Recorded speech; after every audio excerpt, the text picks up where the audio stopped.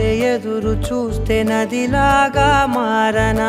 చైత్రమల్లె నువ్వు పూస్తే చిగురాకే అవ్వనా నన్నే వరించే యువరాజును అంట నీ యువరాణి